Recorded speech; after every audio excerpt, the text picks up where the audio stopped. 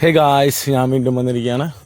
അപ്പോൾ 12 ദിവസത്തെ ട്രിപ്പിലെ 10ാമത്തെ ദിവസമാണ്.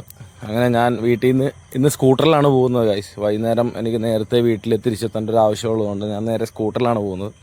പോകുന്ന വഴിക്ക് നമ്മുടെ കണിച്ചുകുളങ്ങര അമ്പലത്തിൽ ഉത്സവം നടന്നുകൊണ്ടിരിക്കുകയാണ്. അപ്പോൾ അതുവഴിയാണ് രാവിലെ ഞാൻ പാസ് ചെയ്തത്. അപ്പോൾ ശിഖര കുട്ടികളോടൊപ്പം അവരുടെ അച്ഛനും അമ്മയും എല്ലാവരും അമ്പലത്തിൽ ദർശനമൊക്കെ കഴിഞ്ഞിട്ട് അങ്ങോട്ടും ഇങ്ങോട്ടുമൊക്കെ പോകുന്നുണ്ടായിരുന്നു. പോകുന്ന വഴിക്ക് നമുക്ക് ഒരു വണ്ടിയുടെ ഫോട്ടോയും വീഡിയോ എടുക്കാനായിട്ട് സാധിച്ചിട്ടുണ്ട്. അതിൻ്റെ വീഡിയോയും ഒക്കെ ഫോട്ടോയും ഒക്കെ പുറകെ വരുന്നുണ്ട്.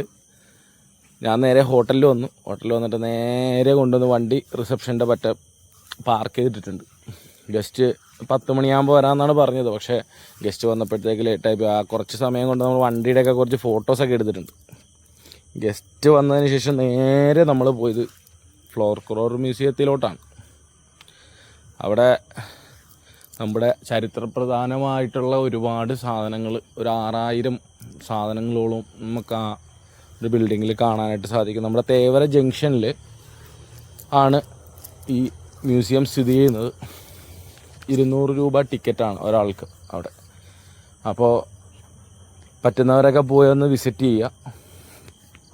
അതിനുശേഷം നമ്മൾ നേരെ തോപ്പുംപടി പഴയ പാലത്തെ കൂടെ ക്രോസ് ചെയ്തിട്ട് ഫോർട്ട് കൊച്ചി ബീച്ചിലേക്കാണ് പോകുന്നത്. അപ്പോൾ ഇത് ബ്രിട്ടീഷുകാർ നമുക്ക് വേണ്ടിയിട്ട് സംഭാവന ചെയ്ത് പോയിരിക്കുന്ന ഒരു ബ്രിഡ്ജാണ്. ഫസ്റ്റ് നമ്മൾ ഫോർട്ട് കൊച്ചിയിലെത്തുന്നതിന് മുന്നേ ആയിട്ട് നേവൽ മ്യൂസിയം ഉണ്ട്. നേവിയുടെ പഴയ ഡോക്യാർഡാണ്. അവിടെ ഇപ്പോൾ മ്യൂസിയമായിട്ടാണ് അത് സ്ഥിതി ചെയ്യുന്നത്. അപ്പോൾ പറ്റുന്നവർ ഫോർട്ട് കൊച്ചിയിൽ പോകുന്നവർ അതും കാണാനായിട്ട് ശ്രമിക്കുക. നമ്മുടെ നേവിയുടെ ഡിഫെൻസീവായിട്ടുള്ള ഒരുപാട് സാധനങ്ങൾ അതിൻ്റെ അകത്തിട്ട് കാണാൻ പറ്റും.